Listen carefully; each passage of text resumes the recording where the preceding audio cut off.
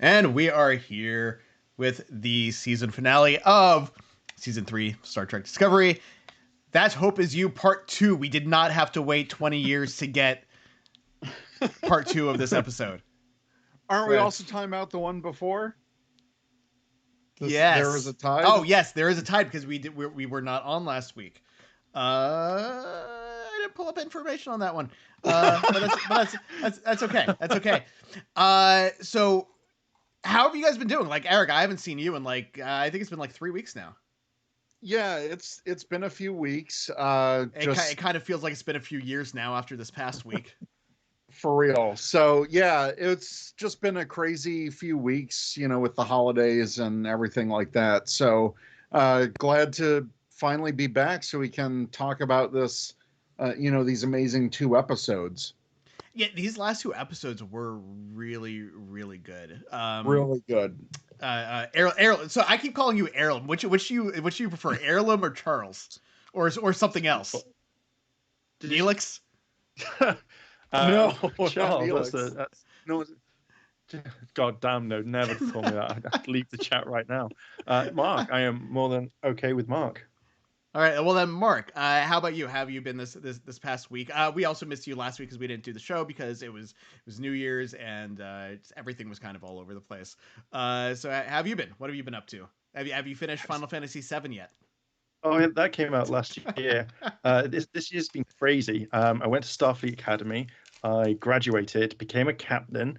So therefore, I now own my own ship. Apart from that, everything's fine. Replicators are all online. Neelix is in his cage, and Wesley Crusher's looking after him. Nice.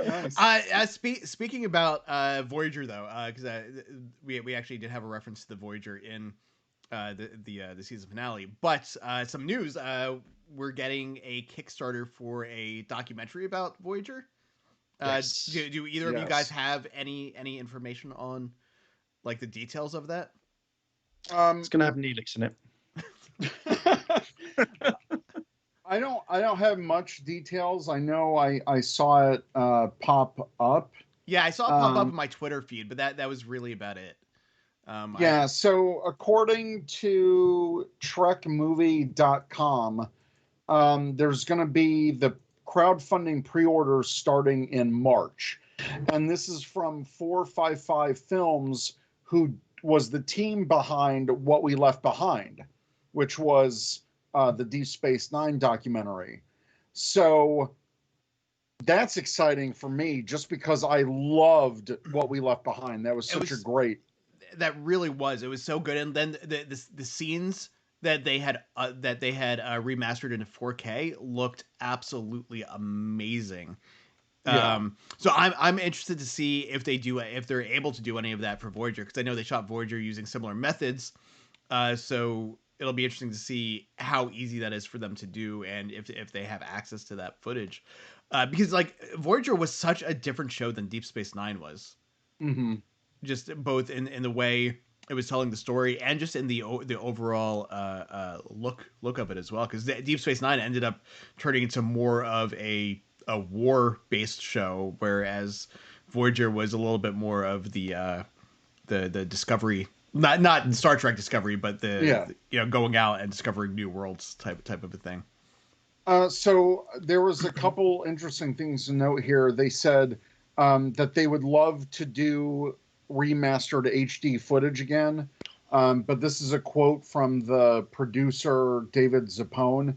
He said, I have a feeling it would take another crowdfunding campaign. The people need to approve. I can't convince CBS 100%. They need to help us show that CBS, that the desire is there. I would love nothing better. We have the team. We know how to do it. It's time consuming, but not impossible. Interesting. I also saw recently, again, I haven't seen all the details on this, but apparently Avery Brooks now is willing to come back to Star Trek. Whoa, what? Yeah, so let me that. Yeah, let me look this up so I have all of the actual information.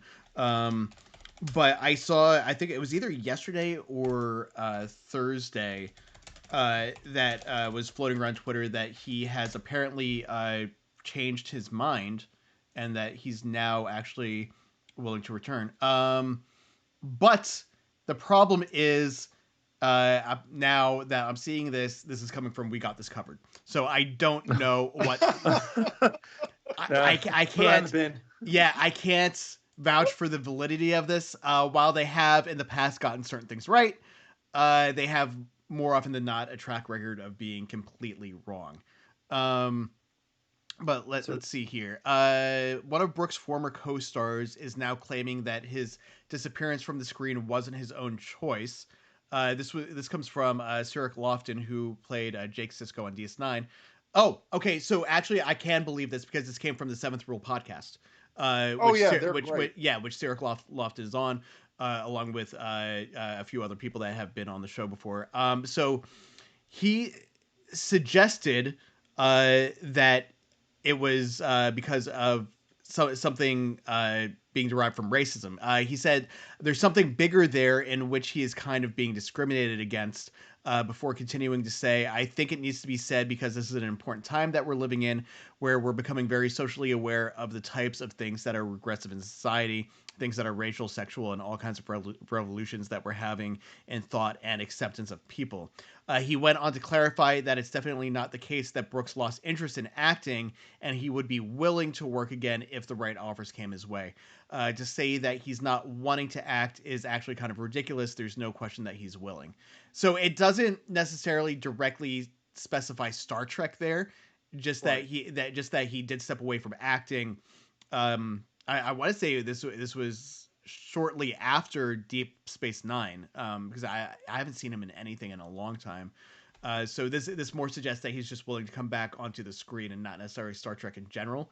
But if his problem wasn't specifically Star Trek and more the issues that he was facing behind the scenes, then I could see Star Trek being like in that mix. Yeah, but now the Star Trek productions have really changed with who's working behind the scenes on that. Yeah. So, I think if the story was appropriate, and this was the same thing with Patrick Stewart and Star Trek Picard. He had said for years that he wasn't going to come back to Star Trek. And then it was until the right story was being told with Star Trek Picard, and then they made him an executive producer, giving him some more creative control. And look how great Star Trek Picard was, and we're already going to get another season of that. Yeah. So I think if they gave Avery Brooks a chance to tell his story with Sisko, because there's no doubt that he put so much of himself into Sisko. Oh, yeah. And I think if they gave him an executive producer or gave him a little bit of a chance to either direct or have some creative control, I think it could happen. I completely agree, because like the episode of Deep Space Nine that he directed, Far Beyond the Stars, is absolute, hands down, my absolute favorite episode of probably Star Trek in general. And if we got a series that was more like that, then I would definitely be all about it, especially with the idea, because he would have to be coming back from the Celestial Temple, so it would almost be like a resurrection story, I guess. And I think that's all the fans want to know. They want to know what's going on with Sisko. I mean, he has a child that he's never met with Cassidy Yates. Yeah. And there's like those hanging plot threads where if they wanted to do a time jump and make it, set in the same era of Picard, I think that would be fascinating. I mean, in theory, they could set it in absolutely any time frame that they wanted to. Right. Just because of the nature of how time now works for him. So it could be in the time of Picard, or it could be even further into the future, or it could be in the past. But I definitely think that bringing Cassidy Yates back would be almost necessary, and Jake, like they would. I feel like they would have to do it in a time that they could bring his whole family back together. So right. I mean, we have Penny Johnson-Gerald on the Orville, so she's all like, she's still kind of not living in the Star Trek world, but she's still in that sci-fi space. Right. So I think both of them would come back if they were asked. Oh, in a heartbeat. Especially because I think they're still close with Avery Brooks. He's just, he's at that point of his life where it's like more private, and Yeah. he just stepped away from acting. But the man's got acting chops, and he knows how to direct, he knows how to produce. So I think, yeah, if the story was there, I think he would come back, and that would be amazing. And look, I have no idea what's happening with Star Trek. We're getting Captain Janeway back. Right? We're getting Kate Mulgrew back. So whatever Star Trek wants to do to bring like these beloved characters back, hey, I'm all here for it. I think we all are. Yeah, and I've got coming out sometime Especially this week. Neelix. Yeah. Like, oh man, could you imagine a Neelix series? Just like Neelix travel, just traveling the galaxy, cooking for people. What if they made a Neelix reality cooking show? I would be all about that. Team him up with like Gordon Ramsay or maybe the Restaurant Possible guy, Robert Irvine. Yeah. They'd have to have Gordon Ramsay go to Neelix's kitchen and go, "What are you doing?" And call him an idiot sandwich. You donkey. Yeah, that's all you'd have. But this is how the Neelix show would work. It would open up just Neelix. It'd be him in a meteor thing, the comet, the asteroid that he was in, and he'd moan, be like, "Oh my god, my friends went to the other side of the planet. I've not finished this Kazakot game." And I'd just be like, "Oh, goddamn, Neelix, I don't give a crap." I'd get assimilated or out the airlock. All right, how about Discovery? Yeah. Let's talk about for a refresher. You guys can rock paper scissors over this. Why don't you guys give us a short synopsis of what last week's episode was about? Phase of Fire. Sure. No, I'll do it. So there is a tide. Osira and Admiral Vance are meeting. You find out that she actually wants to have a diplomatic solution. And meanwhile, the bridge crew of the Discovery are trying to take back the ship.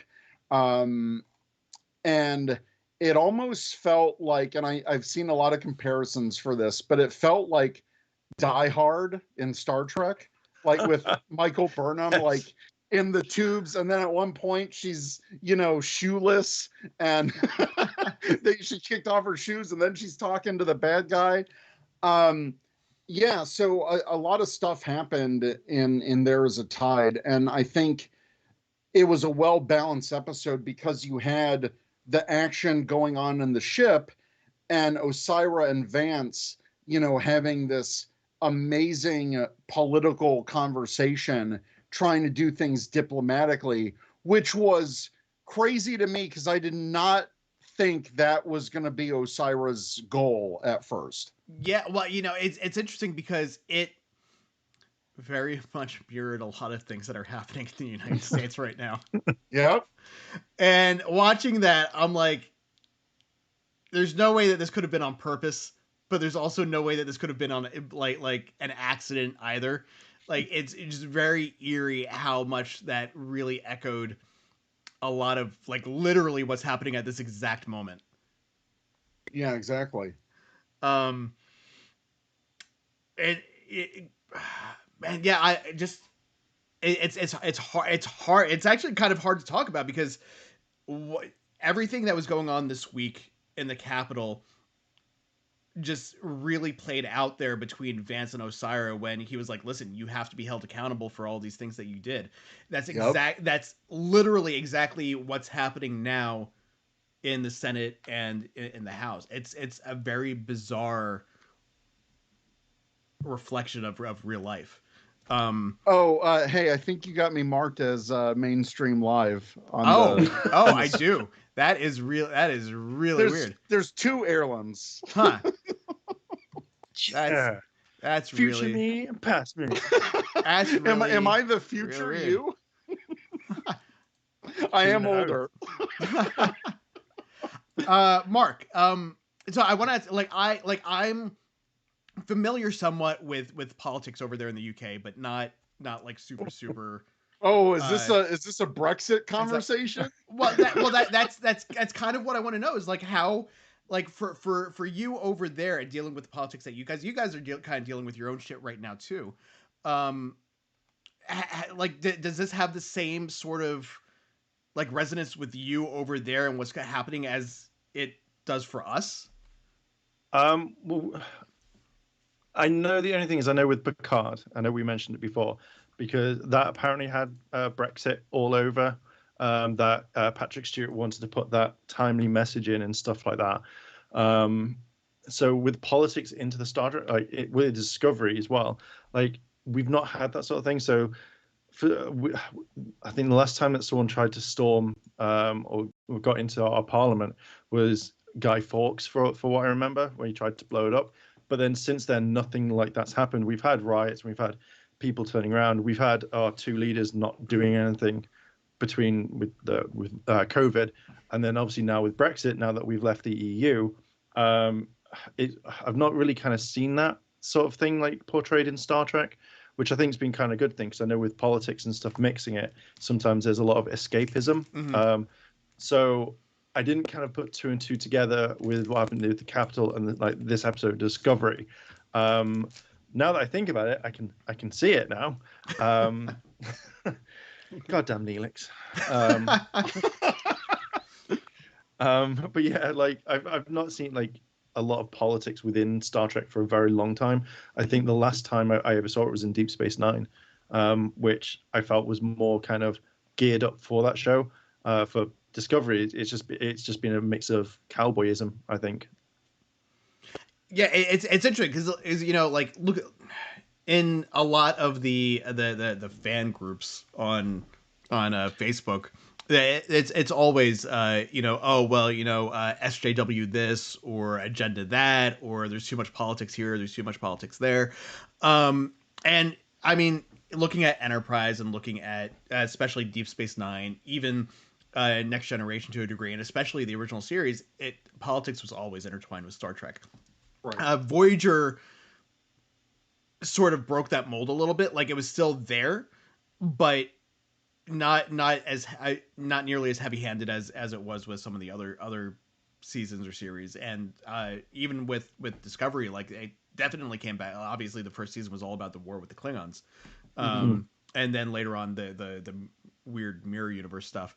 But it's bizarre. It's really interesting to me. The timing of this was just crazy. the timing. Mm-hmm. That's really what it comes down to for me. It's just like watching it going, huh, this is really weird. But that's the thing. Star Trek has always reflected what's going on in our current time. And Star Trek has never been afraid to address these issues that are going on in society right now. And I think the reason, we think it's eerie that it matched up is because we're seeing that direct reflection of what's going on literally right now, this past week. So it's crazy, but you're right. When Vance said, yeah, I'm ready to work out a deal, but you can't be the figurehead of it. Mm-hmm. You have to be held accountable. And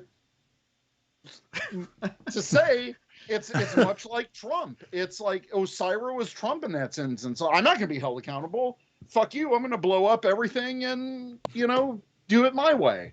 And it's that parallel that I didn't realize that parallel until you're literally like, oh yeah, with the riots. And I'm like, oh yeah. Yeah, it's so weird. And like honestly for me, that's why I like Star Trek so much, is because you can watch it and it can just watch it on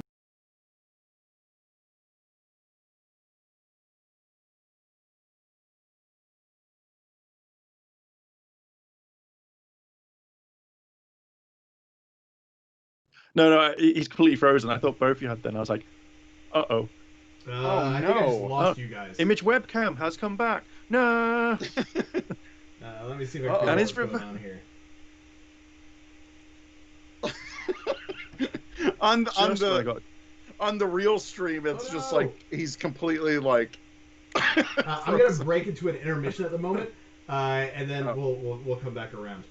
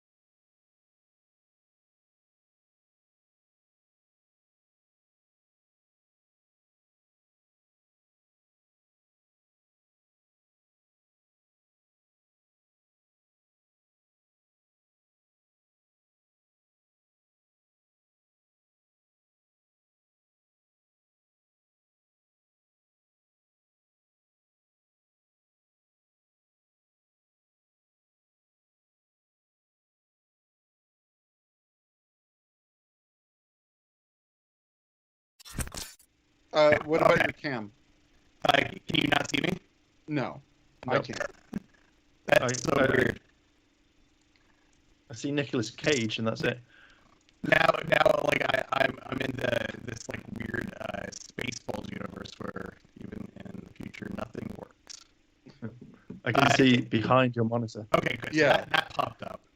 Let's see if this one pops up now. Can you see me Hey! now? All right. Our war core has been prepared. Everything is Now my video looks crazy on yeah. this screen. Now I actually see like weird stuff over your face. This is well, I guess welcome to Teams. I don't. Yeah, I don't know. I don't know. I don't know. No, I am I don't know. frozen? That's where yeah. It's like your image is doubled on top of itself. Yeah, it's reflecting whatever is That's the on gel me. packs of Neelix. I've been infected now. Oh man. See, All right. It's fine. Yeah, we'll assume that it's gonna fix itself eventually. All right. So It will. anyway, back to what were we talking about before all this shit went weird? Oh no, just Osira, the Emerald yeah, Chain, yeah. like her whole deal. It was actually surprising to me, considering how cruel that they've been throughout the season, that you find out that she's almost like this senator in a way.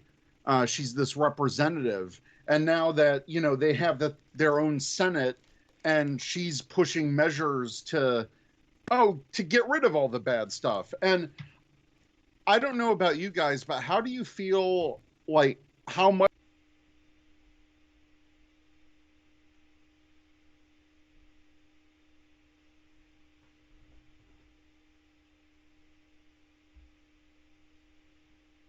another way to help the Federation? You know what I mean? Oh, Josh's cam's gone first. For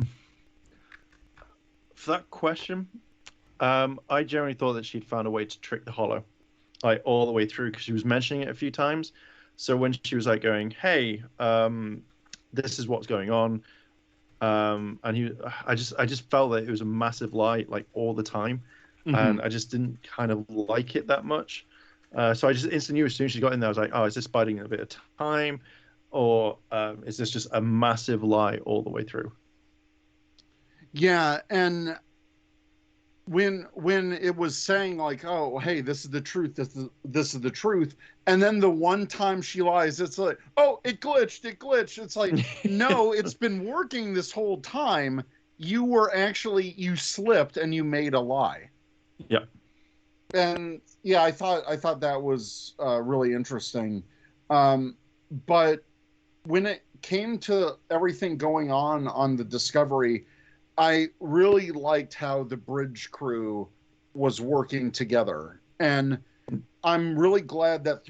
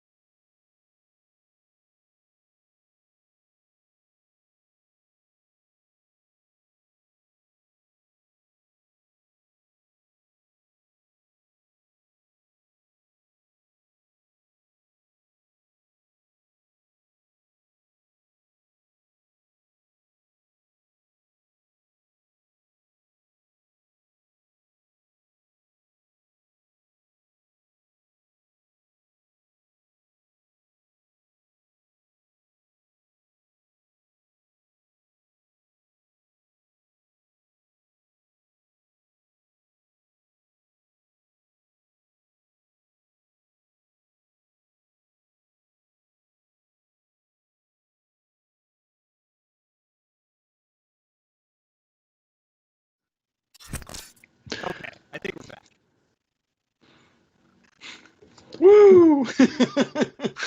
Yeah. Hopefully. Fucking Saturday. Because the Friday. Where did you guys leave off after my entire system just came to a crashing halt? We were talking about the bridge crew and how they all came together with this. Hmm. Oh yeah, I mean that was it was really cool to see Tilly really take on that captain role, and then bring everyone together as she did. Yeah, I was really happy that, her growth throughout the season. She really took charge during this situation. And right off the bat, when the regulators were bringing in Book, she was even saying, look, let all of them go. If you want the captain, the person in charge, that's me. She was willing to die for them just so that they could be safe. And I think any reservations that she had about being a first officer were completely gone in that instance. Yeah, absolutely. And it just the way she stepped up too, because it was so much different than her. I don't want to say that she was wishy washy, but this was her fully in command mode. Right. And I know I look blue on the stream, but I'll take it because now I look more like an Andorian. And I loved the character of Reese. I thought he was great. And then they had to kill him. And I'm like, can you guys stop killing cool Andorian characters and pushing them off to the side? Because I was hoping, all right, regular for season 4, here we go. And then I hated that. So it's your favorite character, none less than the main cast or in a Starfleet uniform, out the window or vaporized. Yeah, this is a weird nepotism way of putting it, but I thought him, the actor himself being married to Mary Wiseman, who plays Tilly, may have extended him. But I mean, he was a cool character, but the fact that he was an Andorian kind of leaves room for that actor to come back as a different person later. As Kenneth Mitchell, who played Aurelio, came back yes, than he had previously, and not in makeup. He was actually just himself, which I thought was great. And the fact that he was able to come back and that they custom built this chair for him for his real world ALS, and to work that into his character, and even to say that he broke away from Osira too, at least in the finale. And I'm wondering if he's a regular character in the next season. I mean, it seems like he's going to be. He was on the ship at the end, wasn't he? I believe so. Oh, hey, you're still blue, but at least now you're kind of centered in the frame. So that's okay. It's fine. It's fine. No, this is all for Ren. That's a tribute to him. I'll take it. So I've got to ask something. Yeah. The guy in the chair, what was the actor's name? Because when Kenneth I tell you Mitchell. Okay, do you know who I thought it was? For some strange reason, I thought it was Kyle Higgins. I was like, what's he doing there? And I was like, I'm sure that's him. What? And I was like, no. Nah. So he was. Correct me if I'm wrong. He was Cole, right? He was Cole Shaw, the Cole's father in the second season, right. And he was also the guardian in season 2 of Boreth. He was the white albino Klingon that was the son of Laurel and Tyler. Yeah. Okay. I so thought it was Kyle. Yeah. He's almost turning into a Jeffrey Combs type. Yeah, almost. But that's why I was so excited to see him as just himself with no makeup and he was able to do a really good performance, because we've only seen him in these last 2 episodes, and he crushed it. Yeah, like his character, like talk about having like a character arc over the course of 1 episode. Like you saw where he came in and he was fully in line with what Osiris was doing, and then by the end of the episode, you saw that he was like, "Oh, wait a second, this isn't necessarily what I signed up for." Yep. And I like that arc, because when he was talking with Stamets, and Paul was trying to convince him, like, look, I know you think Osira is all these things, and that could be true, but she's also all these other things too. And that mini arc of him, of Aurelio, trying to reconcile all of that, like, crap, what have I been a part of this whole time? And to see her in action, I think Osiris kept him in this bubble, in this happy life, being married and with children, and now he's seeing what she truly is. And I think that moment when Rin was killed, that was it. He was like, no, I'm done with this. Yeah. Where, man, now I'm having trouble like remembering where this episode left off. So this episode left off where once Burnham rescued Stamets, she took him unconscious to like almost like an outside window, and put that harness restraint on him. Right. Yeah, like that was what he was dealing with too. Like that was really heart wrenching, because like he really put on a good performance. Like Anthony Rapp is amazing. Yeah, like I know him from obviously Rent, right. The movie. I never saw him in stage performance, but before I saw him in Rent, I saw him in Road Trip. And you seen that? Yeah, he was one of the bad guy at the college that Breckin Meyer character went to, that was like, oh, I don't like you. But just like going from his character there to seeing him in this, I was like, okay, this dude is good.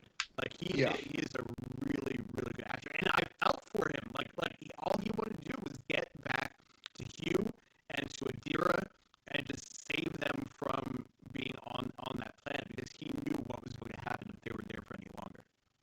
And when Burnham told him, hey, sorry to tell you this, but oh, you just said it. When Adira is on the planet too, and he completely broke. He's like, my entire life is over in that nebula. And it was just so gut-wrenching. And you could totally see Burnham's point of view too. Like, he doesn't realize how such a critical asset that he is to all of this. And when she pulled that Vulcan neck pinch, which we haven't seen in a while, and she's like torn by this too, and that was tearing her up. Yeah, but I mean, this was literally like a parallel to what was happening in the series premiere when she put out Gordo, but for completely different reasons. And this time, she was completely right in her actions. And like it was, if Stamets had his way, he would have done more or less what Burnham had done in that first episode, and put everyone else at risk by bringing them back to the nebula. It was a really well-crafted parallel to everything that we've seen from the show. And so after that, she was captured, and that kind of rounded out that episode. And now we can kind of talk about the finale. But to your point, Josh, where this whole season finale almost felt like a series finale, but it's like everything came back full circle through the 3 years of Discovery that we got. I love this finale. Yeah, absolutely. I don't know that I can say that it's one of the best episodes of Star Trek, but it's probably one of the best episodes of Star Trek. it pretty much was like if there wasn't going to be a season 4, you knew that it ended. It was 100%. We've just finished this, done. So I kind of like that. So I'm hoping the next season is going to be quite interesting. But if they cancelled it tomorrow, I went, I'm done. I'm good. I am 100% okay with this. Yeah. So the season finale picks up with basically exactly where we left off. Right. We've got the bridge crew trying to take back the Discovery. The robots. Do the robots have a name? Yeah, they're .23s. .23s. Have we seen them anywhere before? Yeah, we saw them last season when they were helping fix the ship with the Enterprise. Oh, right. Okay. Right. So we've seen them before here and there, but I thought it was brilliant that the sphere data transferred itself to the .23s, because we got that mention of, Osira in the last episode saying, oh, that data is insignificant. It's taking up such a small thing in our database. Just get rid of it. And to find out, you're like, wait, we know that the sphere data is massive. So where did all that data go? And that it was in self-preservation mode and transferred itself out to these .23s.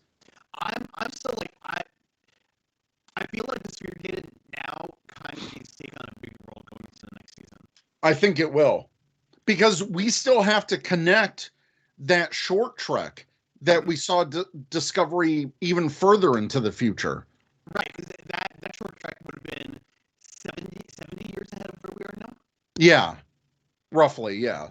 So yeah, so that'll be really interesting to see kind of how they round this out. I guess now they've got 60 some odd seasons before we actually get to that place, unless they do some random time jump. Let's jump back to the ship in the nebula on the planet. Yes. And talk about what's going on with with Saru and Hugh and Adira and Sakal and Gray. I was like, oh, okay, that's really cool, Gray. We know what will happen now. Hologram. You're going to be a hologram in season 4. But I've got to admit, I didn't kind of see it coming. I generally thought, great, she's going to see Gray again, and then boom, it's like, oh, I can actually hug and I can actually interact, and you can see what I look like. And I was like, I hope they didn't replace the actor next time. I hope they don't do it for season 4. It's like someone completely different. No. They said that both actors are coming back for it. And I don't think they would do that, just because the two young actors work so well together, and they have been a really refreshing part of this whole season. And the fact that, we almost have like a Voyager moment, like with the Doctor, now that we know it's possible that with Adira and, the ship computer reading her thoughts to bring out this projection into hologram, it's crazy. It's crazy that, and I think it was doing it because the ship's computer recognized, because she's joined with a Trill symbiote. That's almost like the manifestation of the computer pulling out or reading the Trill and making its own projection. So I thought that was brilliant. I had no idea that was going to happen. Do we know, this is not off topic, but a little bit off topic from what we were just talking about. Do we know what species she was being portrayed, or her and Gray were being portrayed as? So Gray was portrayed as a Vulcan, obviously. But Adira was Poe's species from last season. Oh, right. The people that Zahian. Yeah, Zahian. Yeah. So she was portrayed as Zahian. So I thought that was a nice mix too, and I thought I would never see a Vulcan with blue hair. So that's cool. See, I really liked what Adira looked like. I think if she came back and said, I actually really like that, she pulled it off, and that's what I wanted her to kind of look like from now on. I just think she looked really awesome. I was like, please bring up that makeup, cool, because whoever did that was spot on. So you like the face tattoos and all that stuff? I just think for all the characters that we've seen in Star Trek, Yeah. it was more like a Chakotay moment in a way. Obviously not as grand on the face, but I generally thought for her character, because we discussed this a while ago, Josh, when they did that episode where Adira went into the pool, she came out, and I wanted to see like a kind of a transformation. And I think that if she was like that, I think that would look really cool because it makes her stand out. And I was like, that could have been like the next stage of like the evolution. Like I've I was human, but now I'm not. I'm part Trill human. I'm a Trillon. I don't know. Um, but it was just something slightly different. Like in anime, when you have like a transformation, like Goku, Yeah. he has Super Saiyan hair, and I like seeing that sort of thing. So if she looked like that in the next season, I'd be like, do you know what? I'd be okay with that. I don't care if you got rid of your human side. Bring that back. I mean, we know that that sort of thing is sort of kind of possible because when Dax, when she went through the ritual that puts the different personalities from the Dax into different people, Odo like completely transformed. Mm. Oh yeah, he transformed to take advantage of the shape-shifting abilities that Host did. Yeah. So it more like himself. Yeah, that was pretty cool. Okay, so what's kind of next in line here? I watched the episode last night, and it's honestly it's all kind of like merging together on me. Yeah, so I watched these two back to back before we started this, and like with everything going on, the battle with the Emerald Chain and the Federation, once Osira beamed back, since the deal was off, there's almost like a standoff, and then they were escaping, and then the Vulcan fleet or the Navarre fleet, right, that that Burnham called in through her mother, and I wish we got a little bit of her mom into this, kind of like either leading the charge or just a mention of her or something. And we barely saw the Vulcan ships in this. Yeah. I was also hoping we would like in that same scene. I was hoping that in addition to the ships from Navarre, that we would have gotten the former terrorists from Jupiter. Is that where they were from? Yeah, from Saturn, like the moon of Io. Yeah. Like I was really hoping that all of the different species that they had, because we kind of got that later on in the episode where we find out that Navarre came back and rejoined the Federation, that the Trills showed back up, and we're talking to them again. I kind of wish that all of those different groups had come back to help. That would have just been like an extra. I don't think there was enough time, just because not all of the worlds have access to their dilithium supplies, and Michael was only able to send out a distress call to Navarre. Right. So I'm glad we were able to see them, and it was nice to see Kovich come back too briefly. I thought we were kind of done with him, but I guess he might be a regular character going forward too. Yeah, that would be really. I would love that. I favorite part. So yeah, exactly. I mean, but yeah. So what did you think about how Sakal actually really played into all this? Because I know Mark, you were talking about some slight issues that you had with this not last week, but the week before. So. I'm trying to remember what I said about it. Just to give my take on it, I noticed someone I follow on Twitter made a good point that it's almost like when Spock was connected to the Genesis planet in Star Trek III, The Search for Spock, when he was born again with that formed planet, and then as Spock was growing, the planet was also interacting with his emotions and feelings, and they were connected. So I did not have a problem with everything that was going on with Sakal, just because if he was born on that planet and like he grew up in that environment, and his mother was in utero, and like all of that, like I guess what I want to say is like the explanation of how everything happened with the burn completely makes sense from like that Star Trek perspective. Right. And to tie it with this theme of like connection and emotion that, you know, Burnham's trying to reconnect with Discovery, you know, the Federation's trying to reconnect with all of their worlds, and the whole journey with Saru actually taking up that mentor role and convincing Sakal to face his past, I thought it was beautifully well done. And of course, something as tragic as a young child experiencing the death of their remaining parent, I mean, that's completely traumatic. And I love the whole story. I it was not what I was expecting first watching The Burn, and I don't think anyone could picture that, but it all made sense, and I love the explanation and the fact that, you know, now Saru is almost like this big brother mentor to Sakal, and we got to see the future Kaminar. That's why this whole episode felt like a full circle moment.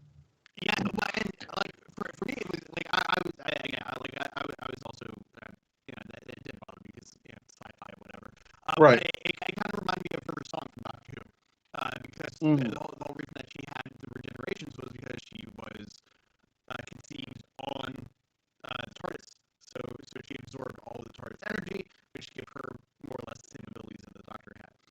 So this kind of like taking all of the aspects of what dilithium is into consideration with it. I was like, all right, it's kind of whatever, but not what I've been expecting, but it works.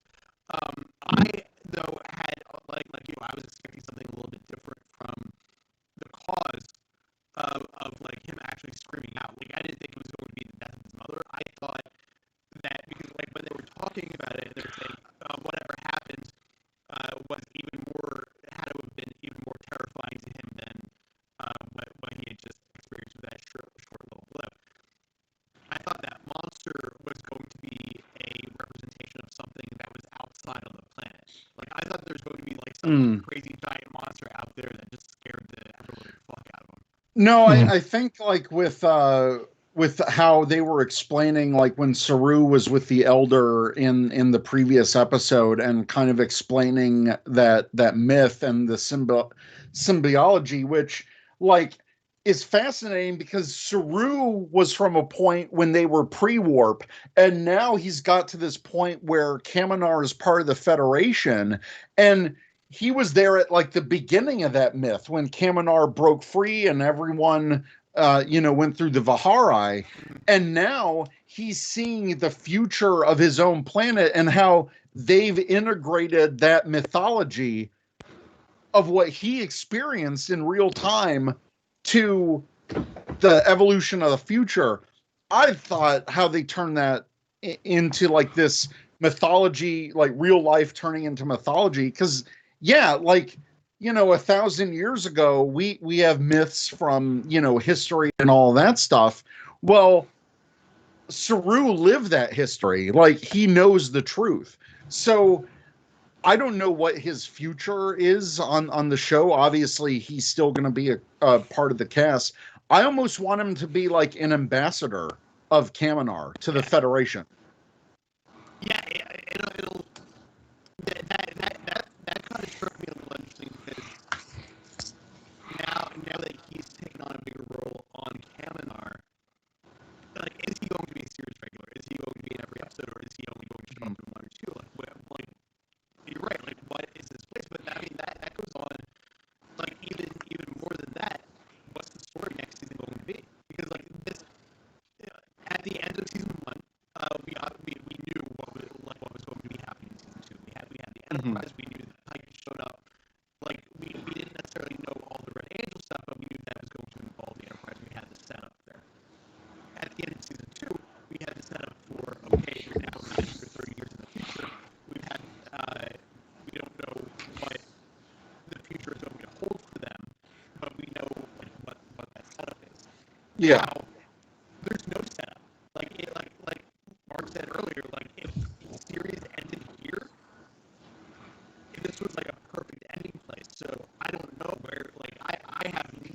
idea where season 4 is going to like even start?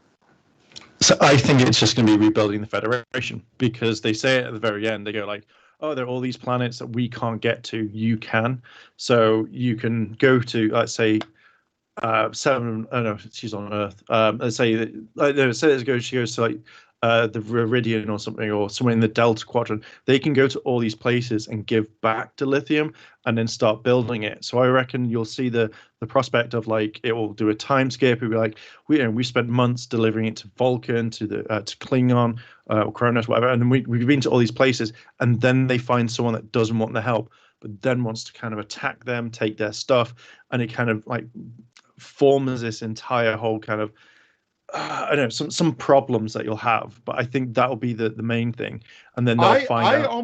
I almost don't want to see like a big bad next season. Mm. I almost want like a back to basics like exploration show.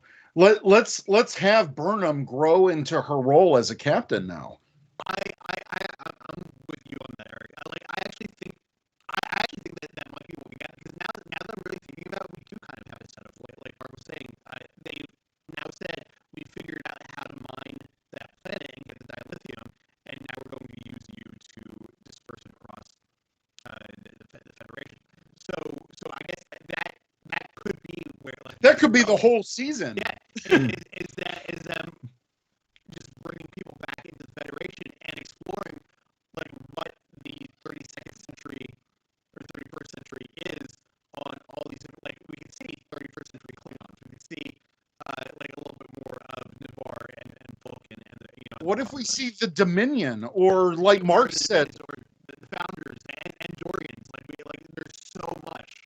Or like Mark said, like let's see the Delta Quadrant, because we know, like Osiris said, there was a Federation starbase in the Delta Quadrant that they were completely disconnected from, and were working with the Emerald Chain.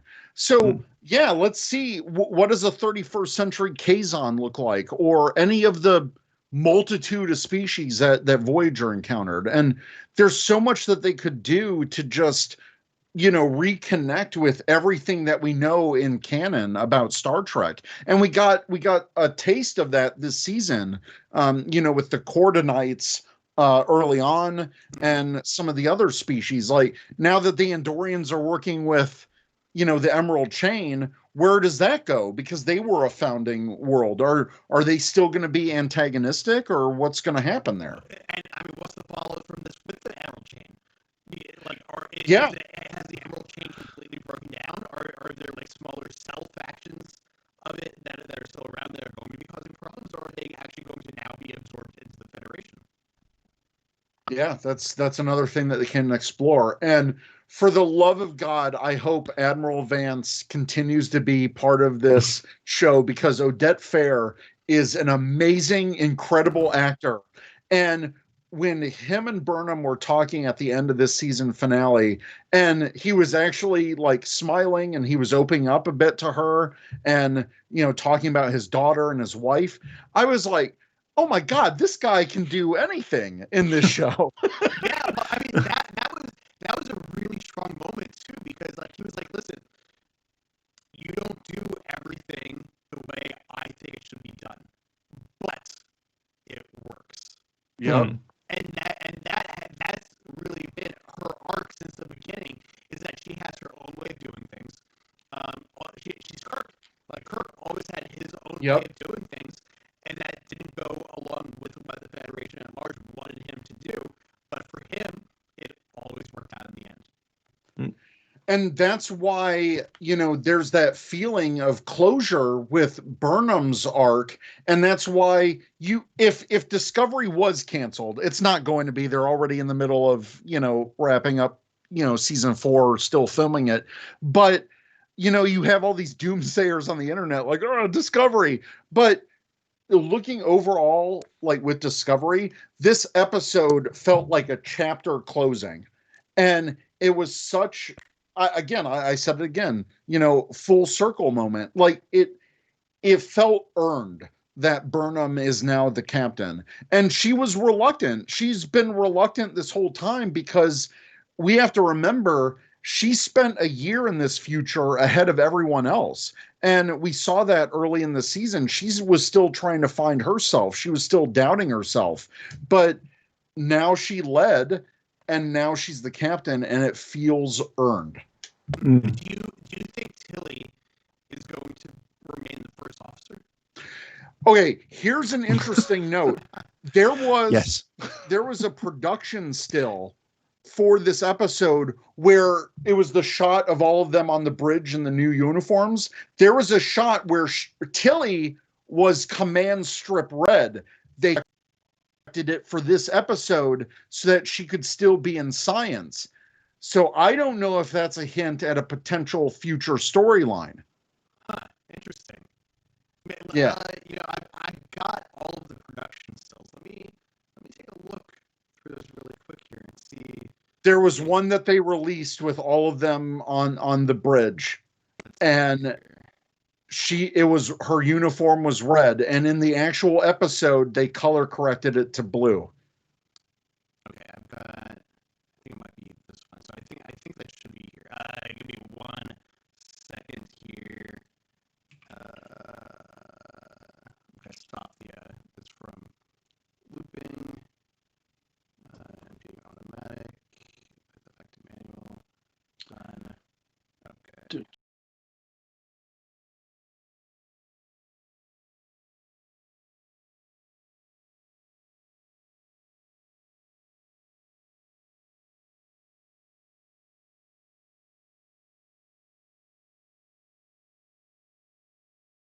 Cool. Let's have a look. Okay.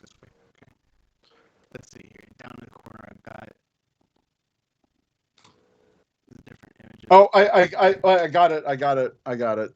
I'm gonna post the link in our. Yeah, the division color on Tilly's new uniform was changed from a red to a blue stripe in post-production. Likely, the show did not want to lock her in the role of acting first officer, giving them options to potentially change things for season 4. And I have to say, all of the post-production for season 3 this season was done during the pandemic. Right. So I have to give that visual effects team props because they did all that from home, and it still looked like no loss of quality has dipped. I feel like I'm missing some shots here. I sent in our Teams chat. I don't know if you want to bring that up. And is there a Teams chat? I can't see. Yeah, the meeting chat. Like if you go on the conversation part on top. I just see Josh's stuff saying like, no, unless there's another. Like, okay, yeah, the other. Is that the other? No, that's. I can't see it, Captain. I can't see it. Let's have a look. I'll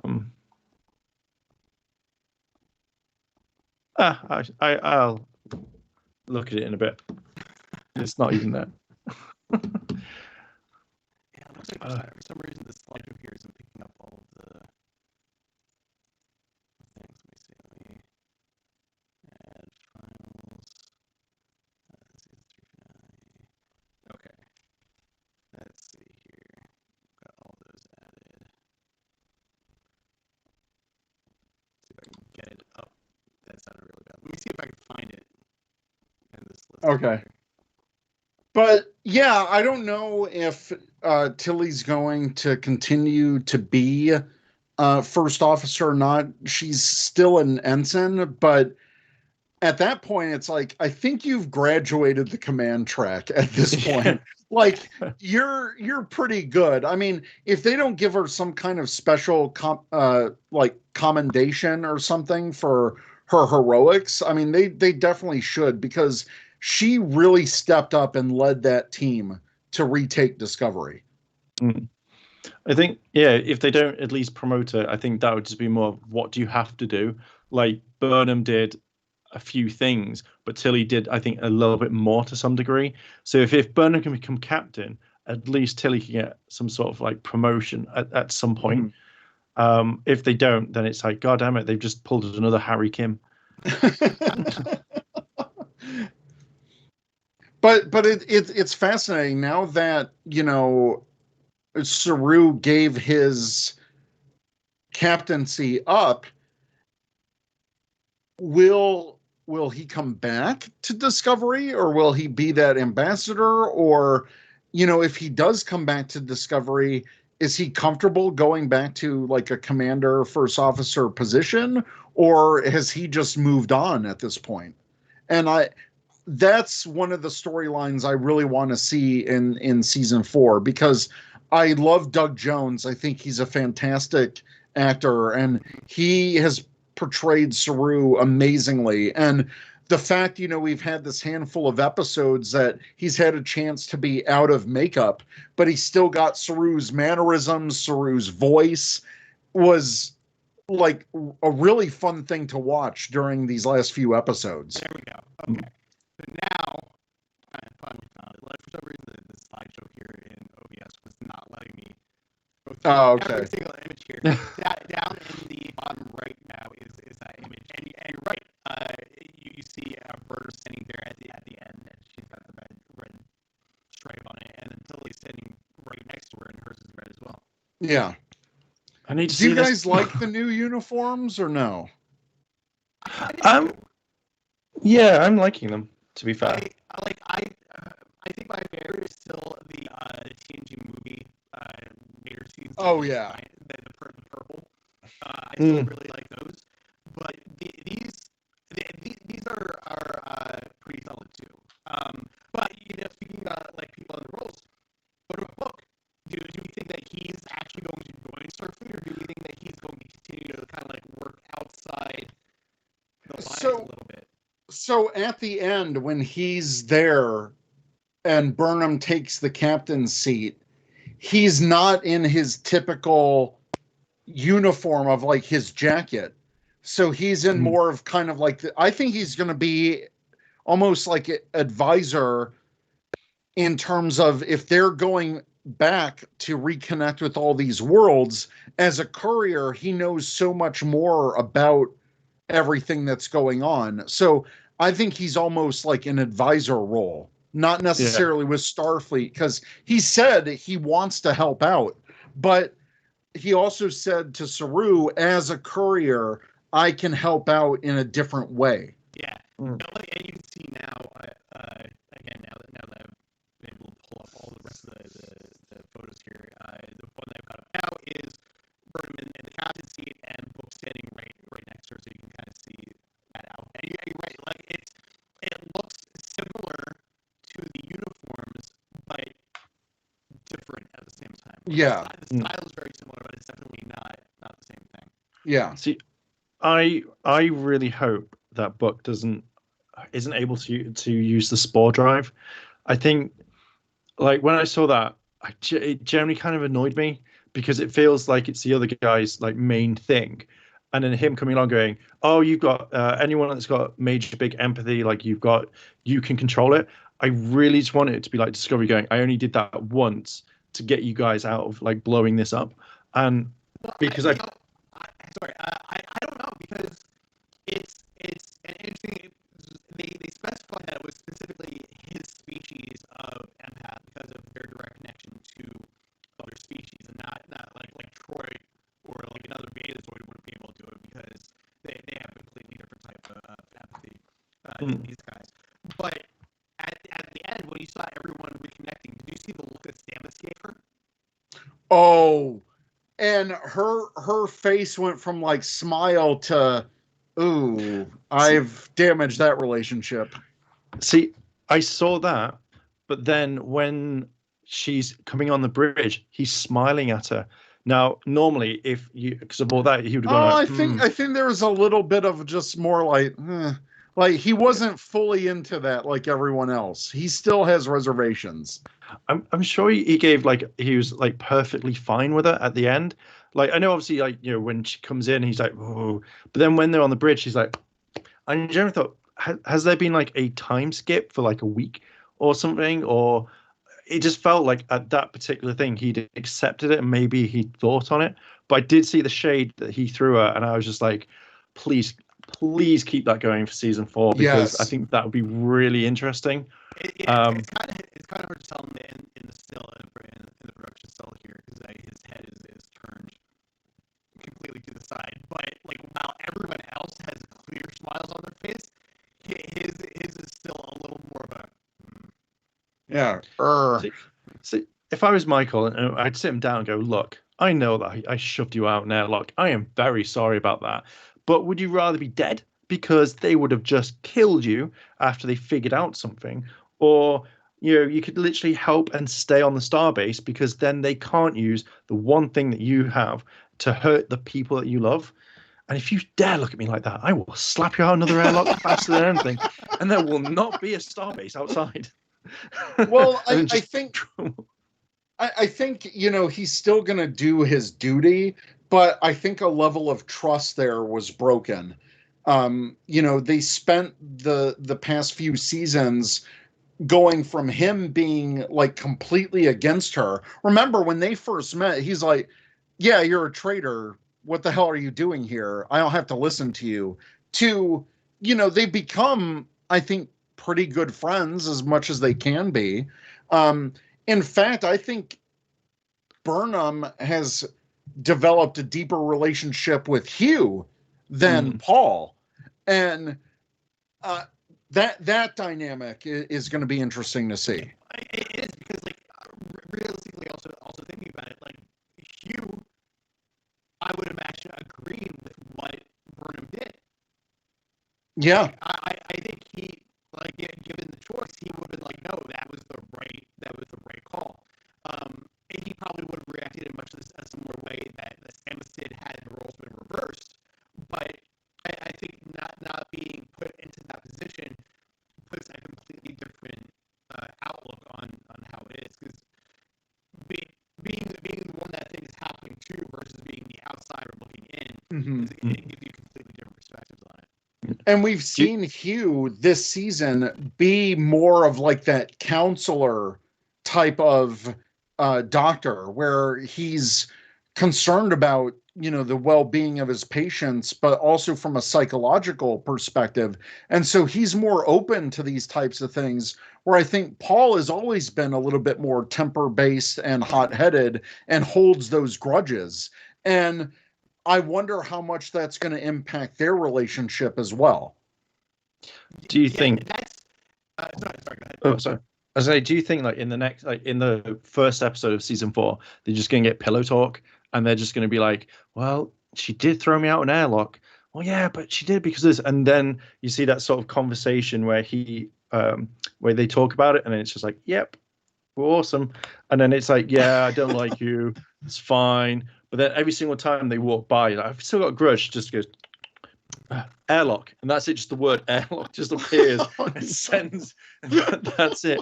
I mean, really, her only response needs to be, "They took over your mind." Yeah, like, yeah. They controlled you. Like, if that's not like just a complete just head fuck. like yeah. Like I don't know how else to really get that point across. Yeah. I think it's interesting. I reckon they'll all make up by the first or second episode of season 4. I think that's the main thing, because they would want I think they'll want the bond back, and they don't want it to be kind of like spoilt to some degree. So I think it'll be, oh yeah, we spent 5 years in deep space already, and now we're best friends again. But there's still I still have nightmares of the airlock. Okay, can we talk about the one thing I was so excited to see at the end of this episode? Freaking Lieutenant Sahil, the guy that was stuck in the base in the first episode. Oh, yeah. Yes. He's back, and he got a commission. He's actually a Starfleet officer now. That's amazing. Honestly, like, he's one of those guys that I wish we had seen a little bit more of him throughout. Me too. Me too. I feel it was a waste of a character because he could have been like a bridge with communicating between different places. Like, I don't know why when they had reached the Federation,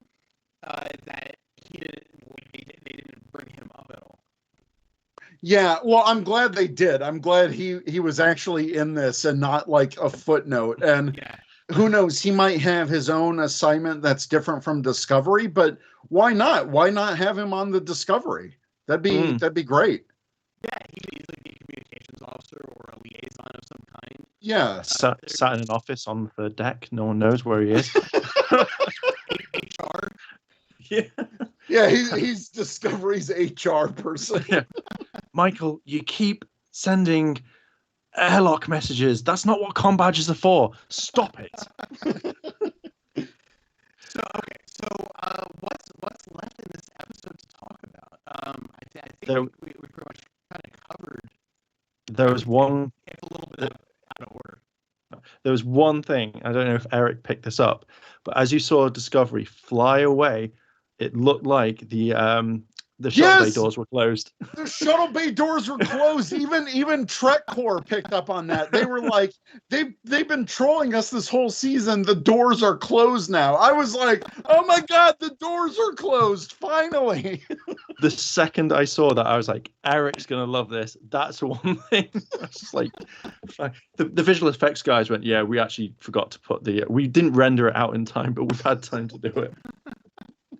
I like. What did you guys think about the closing with the original Star Trek theme? Kind of liked it. Yeah, didn't they do that for the first season too, going into the second season when Enterprise showed up? Yeah. I had assumed that was just because the Enterprise had showed up. So this time around, it's a little more okay. Well, did they just do that because that's how they ended season 1? Is that like just the thing now, or is that leaving us somewhere else for season 2 or season 4? It may, but about that closing song, I love the quote that we got from Gene Roddenberry that they included in that. And that was something that they added, because we're going through, we went through 2020 and we were all disconnected. And to have an actual quote from Gene Roddenberry, rest in peace, because he's been passed away for 20 something years, but or God, even longer. They have 30 years. Wow. But the fact that, there's still his messaging that still is relevant and is timely. Yeah. Well, I get like this kind of goes back to what we were talking about at the beginning of the stream. Excuse me. Star Trek is one of those shows that's just like the stories are timeless. Like everything, like all the episodes have themes that you can relate in one way or another to what's happening in the current day. Whether it's because of the events of the episode or just the overall idea of what's going on. And that is why I think Star Trek has the staying power that it does. Absolutely. So yeah, I don't know what's next for Discovery. We kind of put our ideas out there for where season 4 is going to go. They are currently slated to wrap production, I believe, in June or July, which means that we'll probably see season 4 maybe around the same time next year or this year, like maybe late December. Because we're getting season 2 of Lower Decks, so we're getting season 2 of Picard. But they haven't started shooting Picard yet, so I wouldn't be surprised if we don't get that until after Discovery. Strange New Worlds, they haven't started shooting that yet, as far as I know. So I don't know when we're going to get that. So it'll be interesting to see like the timing on when everything is actually finally coming out. Yeah, I think what we're gonna get next, I think we're getting Prodigy next. I think, we had Kate Mulgrew say that they were already recording lines as far back as 4 or 5 months ago. So I think it might be Prodigy. Yeah, I can see that. Did Mark freeze? Or is he just super pensive right now? Keeping there he is. There he is. I don't know what happened then. Felix! Prodigy, yeah, that sounds like a good option.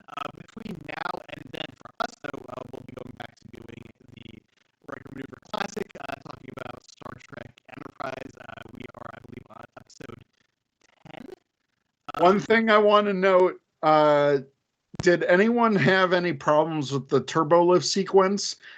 Because no, I've said that before, but then I was reminded there was that Enterprise episode where they found that future ship from the 29th century and it was bigger on the inside. Plus, there's a whole graphic, I guess, that was on the turbo lift that showed that big empty space for all of the stuff. So I know I've complained about the crazy turbo lift stuff in the past, but they put enough details into this sequence and they've showed enough of it where I have like no problem with that anymore. I know I've complained about that in the past, but that whole turbo lift sequence, how they shot it, how that shot of like Burnham on the roof and then kicking the guy and like the camera change, I loved it. Oh, the action sequences in these last two episodes were fucking phenomenal. Like these were really, really good. And like this is one of the reasons why stunt performers really need to get their own category in like the Emmys or the Oscars or like all these award shows really need to start recognizing the job that these guys do, because there's no way that all of that was straight up the actors that were doing this. Exactly. Yeah. I will say, as soon as I saw that turbo lift scene, I was like, I am so curious on how turbo lifts work in Star Trek now. Is that literally what happened on Enterprise? No. On Voyager, just literally, I was like, I was okay with it. I was like, do you know what? If that's the case, I'm cool with that. Goddamn turbo lifts. But I will say one thing, and I'm so glad that they gave Burnham a massive handicap in this, because I felt like when she started in the episode beforehand, where she was going to take down the entire like crew, like, I'm a one-woman army. I was like, please don't. But they was like, right, stabbed in the leg. It's like, you've given her a handicap, which is good, which means that it's not all on her. Like, she'd be like, right, I took out everyone on the ship. I was that quick. But Tilly and all that were just there, just in the room. But I'm so glad they were able to show like a weakness in a way.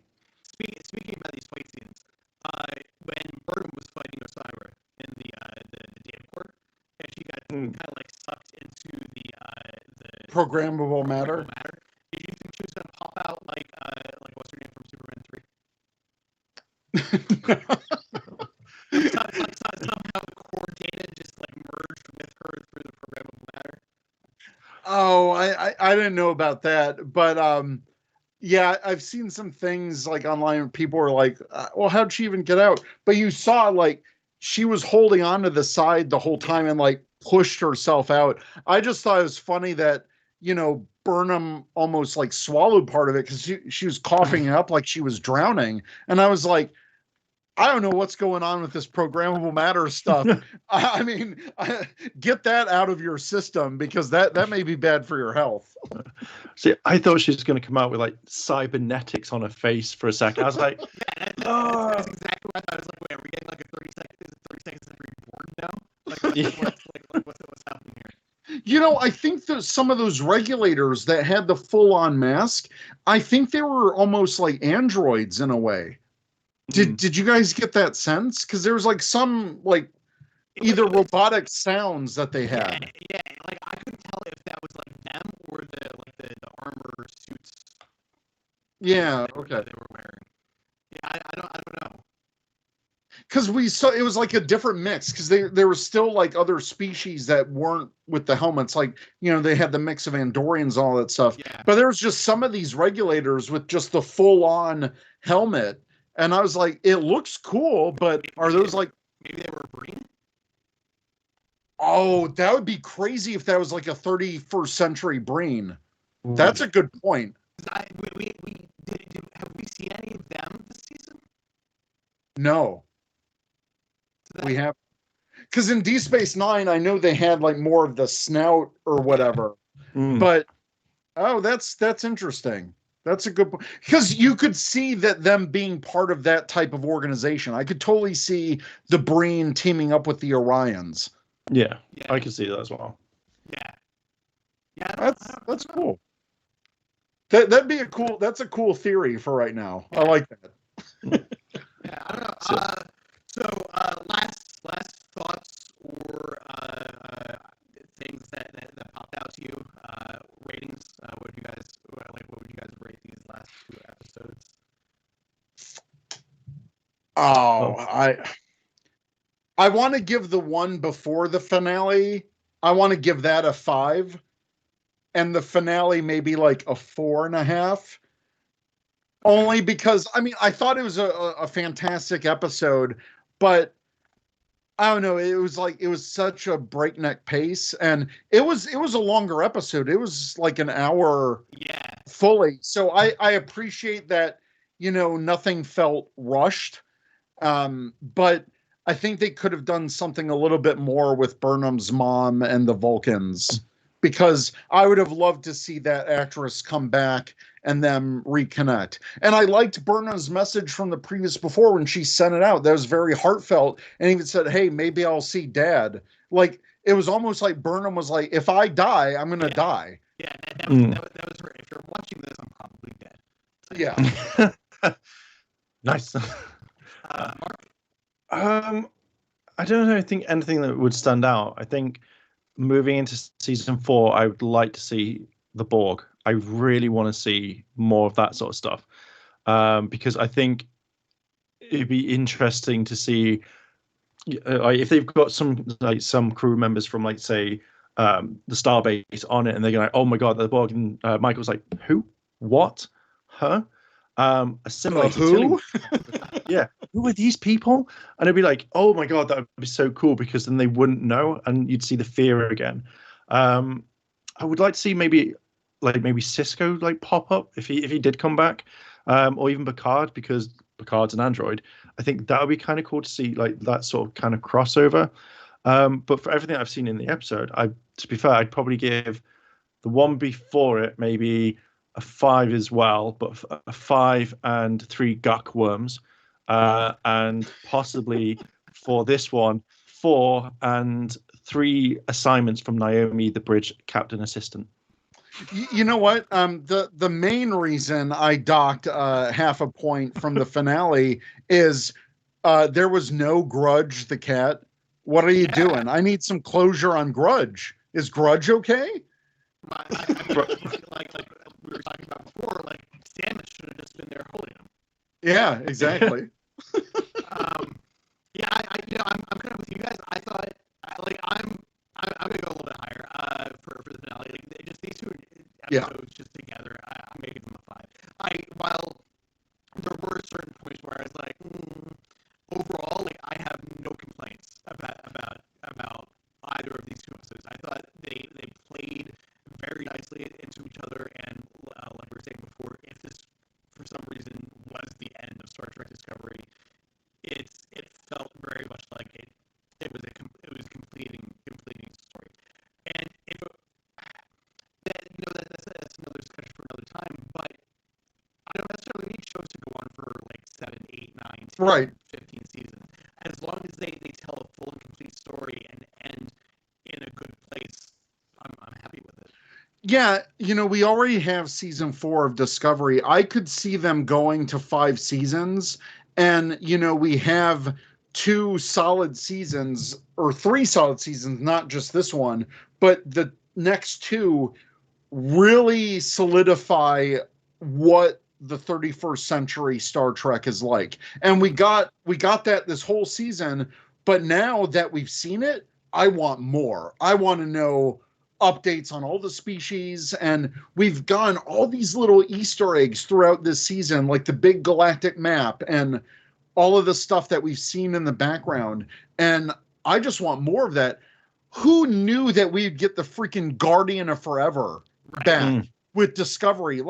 Incredible. I love how they tie everything together. And what's funny to me is we've had those past interviews where the producers have been saying, yeah, we've gone into the future to release ourselves from the confines of continuity. But in fact, if anything, they've embraced it more. And yeah, for me, like Mark said, I would kind of like to see where the Borg are now, but at the same time, we kind of saw a little bit of that in Picard. So we know that the Borg are a lot of the Borg are breaking away from being what the Borg were. So I want to know what happened between Picard and now the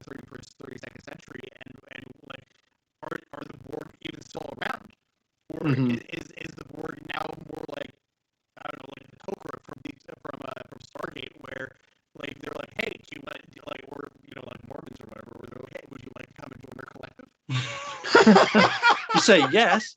Can I interest you in the literature talking about Unimatrix Zero?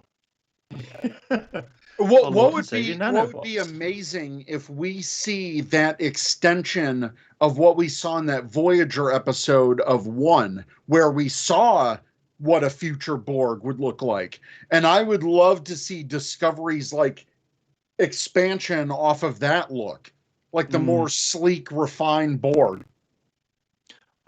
One story I think would be really cool is if, say, the Doctor from Voyager, he turned up. You know, we mentioned this he's still out there. Wait, yeah. No, they figured out how to mine the dilithium with the Doctor. Yeah, send them all down. That's at one point in Voyager. That's what they were all doing. Was they took all the images that were based off of him, and they were all like working in mines or something, so that people didn't have to do it. Yeah, so, that's true. Like, what if what they did was they dug up like this old Federation program that was the EMH that was now just miners. You're all going down, MH. I'd love it, but I would definitely love to see Rob Picardo come back and be like, yeah, it's taken me up to 900 years to get this far. The people that gave me the ship was shit, and it literally just warp 1, and literally I cannot listen to any more opera. Hey, Discovery, how are you doing? It's like a full-on Dorian opera. It's like, oh my god, we've got something on sensors, boys. Oh god, it's that Andorian opera. We've listened to it all the time. Thanks, fucking Fred. One last thing that I want to note, kind of as an Easter egg for the fandom, is when Michael Burnham said, "We are Starfleet," and I know a lot of people have that in their hashtag "We are Starfleet" in their profiles. So I kind of thought that was a little Easter egg shout out to the fans. Yeah, and let me also say that I think that is better than Not Us United. What was that? So that's the Snyder Cut Justice League thing. Oh God! There was just some random thing where like there was like a family poster that won a contest, and their tagline was "They've never faced us before, Not Us United." And I'm like, that doesn't make any grammatical sense. Like no one would say that, and then they worked it into like Ben Affleck as Batman, like said it in like they worked that as one of the scenes that the actual scenes they shot. I was just like, no. And then like it's funny because on Retro before this we just finished up Lost Galaxy. Nice. So and in the second episode of Journey's End, there was a whole Martha moment where Bill Max saw this little girl and was like, "What am I doing?" Yeah. It's just so weird. I don't know. But what you guys got have to plug for this week? What do you have coming up? Sure. We're going to be recording a new Ranger Command. If you see my whole lighting setup now, it's because I'm on that side, but I do have a blue light back there. But I am now streaming on Twitch. You can do twitch.tv/TrekkieB47. I'm streaming Fortnite, just some just chatting stuff, and I'm going to be doing some design stuff on there. Do you have Fall Guys? I do not, but I've seen people play it, and it looks fun, and I think I'm going to get it. Okay, I have Fall Guys. Shay, my roommate, who runs our wrestling show now, he has Fall Guys. I'm trying to talk to my other roommate who's going to come and join us and do some Twitch stuff with us. Nice. I'm trying to talk him into doing it. So maybe we'll figure some of that out. We've been trying to figure out how to restart our Twitch channel, and I found a co-streaming website that allows. So Twitch to partners has a feature called co-streaming where I can stream from like the Illuminerdi channel, you can stream from your own channel, Mark can stream from his channel, and everyone gets the views because it's all okay. AC4 Right. four different Twitch feeds so that everyone can stream together, but on their own as well. There's Cool. websites out there that mimic that, so you can watch multiple feeds, see everyone's views, and it kind of merges the chats together. So we'll play with that. We'll see if we can figure that out, because I'd love to get into a game of Fall Guys with people. Yeah, that'd be amazing. We've been talking about Star Trek Online, so we Yes. actually for that. And I still have unused the PDFs of the Star Trek role-playing game I downloaded. I've got those. I I've got really, those. really, really want to start playing some D&D again. So doing the Star Trek one would be fucking great if we could get that. Nice. So we'll discuss doing that. On my end here at the Illuminerdi, tomorrow we've got the Illuminerdi Wrestling War coming up, where they'll be talking about what's new in AEW, New Japan Wrestling, and the WWE. And I've got to check with Joe to see if he will be returning to us next week on the Riker maneuver for Star Trek Enterprise. But you guys are also welcome to join us there at any time as well. We'll keep the chat going in our lovely Microsoft Teams that has Eric all covered in blue. Discord hopefully should be launching soon, so we'll be able to talk to people about that. And I think that'll do it for us for this week. All right. So, we'll see you guys next time. I'm in Andorian now. Bye. Bye.